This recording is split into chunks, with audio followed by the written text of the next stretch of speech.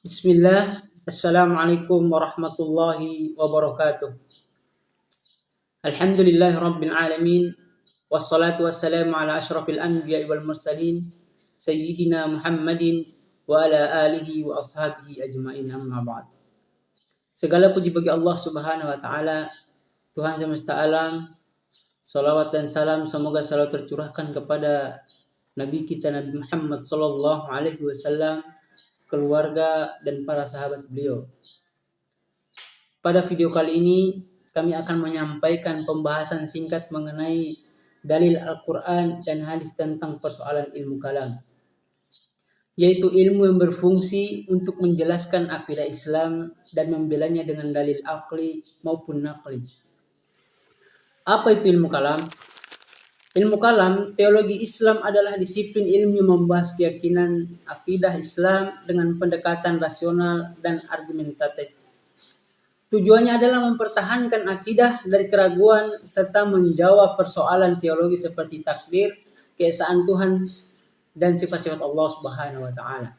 Selanjutnya yaitu dalil Al-Qur'an tentang persoalan kalam. Disebutkan dalam Quran surah Al-Ikhlas ayat 1 sampai 4 yang artinya, katakanlah dialah Allah yang Maha Esa. Allah adalah Tuhan yang bergantung kepadanya segala sesuatu. Dia tidak beranak dan tidak diperanakan, dan tidak ada seorang pun yang setara dengan dia.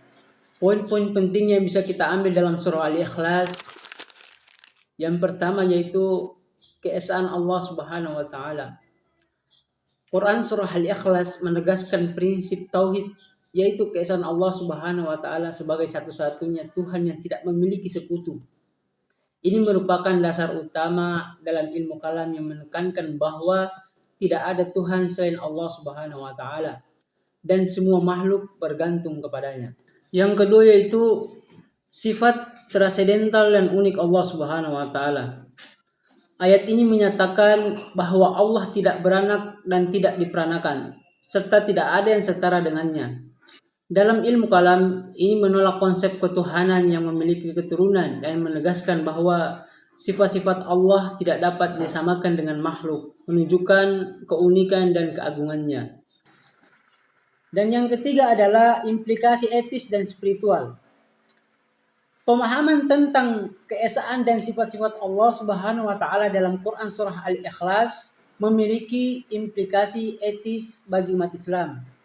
Mendorong mereka untuk hidup sesuai dengan ajarannya, menjaga privasi dan menjauhi segala bentuk syirik. Keyakinan ini juga memperkuat hubungan spiritual antara individu dan Allah Subhanahu wa taala. Disebutkan dalam Quran surah Al-Imran ayat 190 sampai dengan 191 yang artinya, sesungguhnya dalam penciptaan langit dan bumi dan pergantian malam dan siang terdapat tanda bagi orang yang berakal.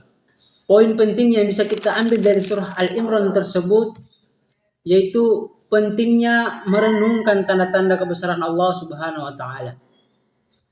Ayat ini menekankan bahwa merenungkan ciptaan Allah Subhanahu wa taala seperti langit dan bumi adalah sebagian dari proses memahami eksistensi dan sifat-sifatnya.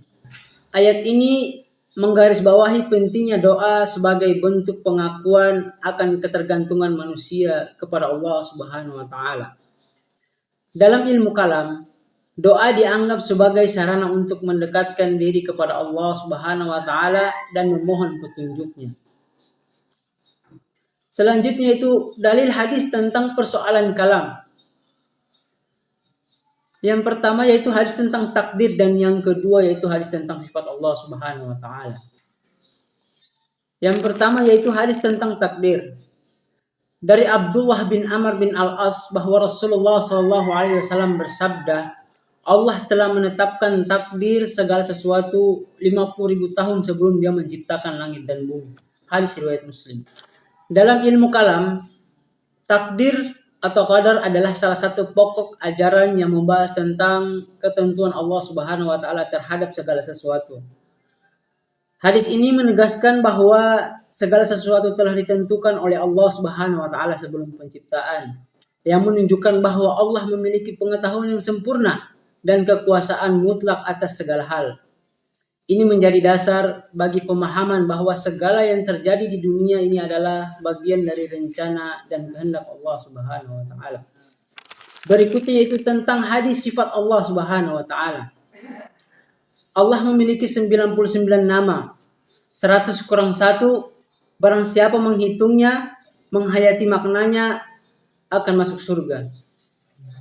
Ilmu kalam mengajarkan bahwa pengenalan Allah Subhanahu wa taala melalui namanya merupakan landasan untuk beriman dan beramal. Hadis ini menjanjikan surga bagi yang sungguh-sungguh menghitung dan menghayati Asmaul Husna.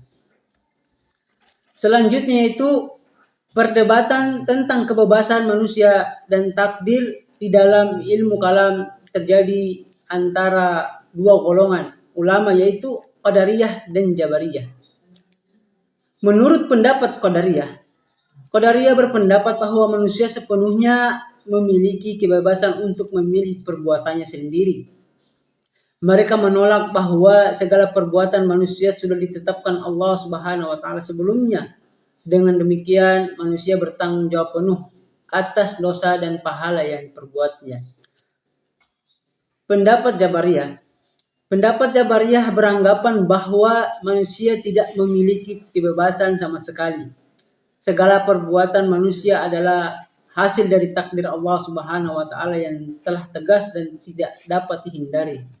Oleh karena itu, manusia tidak dapat disalahkan atas tindakannya, karena semua sudah dipaksakan oleh kehendak Allah Subhanahu wa taala.